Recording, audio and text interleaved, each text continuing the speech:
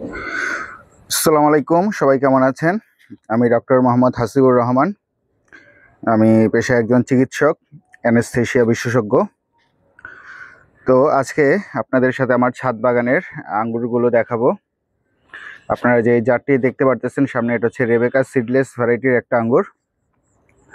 যদিও এটা first graded seedless variety না, এটাকে সিডলেস করতে হলে আপনাকে জিব্রালিক অ্যাসিড অ্যাপ্লাই করতে হবে, দেন এটা সিডলেস হবে। আমি এই বছর আমার কোনো গাছে জিব্রালিক অ্যাসিড অ্যাপ্লাই করি নাই, ন্যাচারালি কীরকম হয় সেটা দেখার জন্য। ইনশাল্লাহ সামনের বছর সবগুলো গাছে জিব্রালিক অ্যাসিড অ্যাপ্লাই করব সিডলেস করার জন্য। দেখতে পারতেছেন কি সুন্দর কালো জাতের আঙ্গুর ধরে আছে আমার ছাদ বাগানে।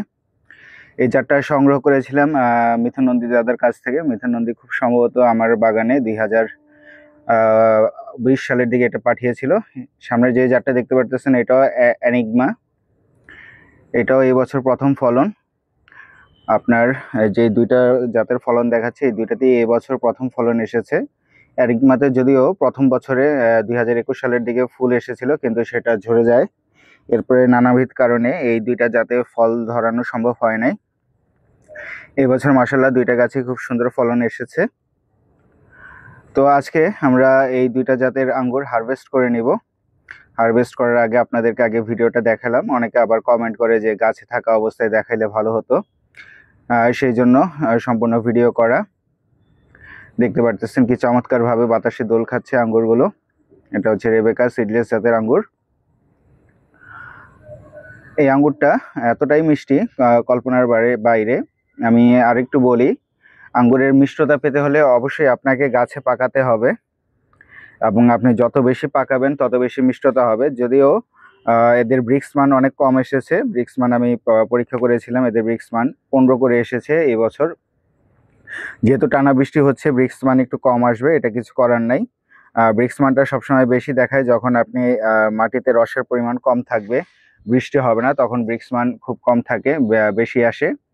আর যদি মাটিতে রেগুলার বৃষ্টির ভিতরে আপনি ফল হারভেস্ট করেন, সেক্ষেত্রে ব্রিক্স মানটা কাঙ্ক্ষিত আশানুরূপ পাবেন না।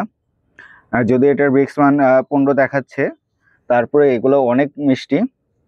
দেখতে পারতেছেন কি সুন্দর। আঙ্গুরগুলো পাকার পরে একটা নীল ভাব আবরণ চলে আসে, তখন বুঝতে পারবেন যে আঙ্গুরগুলো পেকে গেছে, বা আপনি খেয়ে দেখবেন, খেয়ে বুঝবেন যে এটার মিষ্টতা কেমন।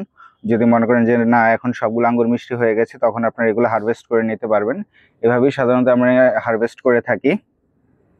তো আজকে মাশাআল্লাহ এই সবগুলো আঙ্গুরই আমি হারভেস্ট করে নিব, কারণ এগুলো রং এসেছে, অনেক দিন হয়েছে, প্রায় 1 মাস ধরে আমি এগুলো গাছে রেখেছি ভালো করে পাকানোর জন্য।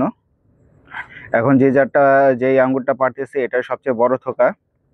এই থোকাটা অনেক ঘন থাকে, এগুলাকে আমি পর্যায়ক্রমে বিভিন্ন সময় থিনিং করে নিয়েছি। দেখতে পারতেছেন কি চমৎকার আঙ্গুর। তো সবগুলো আঙ্গুর আমার হারভেস্ট করা হয়ে গেছে। আমি একটা ঝুড়ি নিয়েছি, টোটাল প্রায় আজকে আমি 1 কেজি 400 গ্রামের মতন আঙ্গুর হারভেস্ট করেছি ছাদ বাগান থেকে। এই আঙ্গুরগুলো আমার হাসপাতালেও নিয়ে গিয়েছিলাম আজকে, সবাই মিলে আজকে সবাইকে টেস্ট করিয়েছি হাসপাতালের। তো সবাই অনেক প্রশংসা করেছে।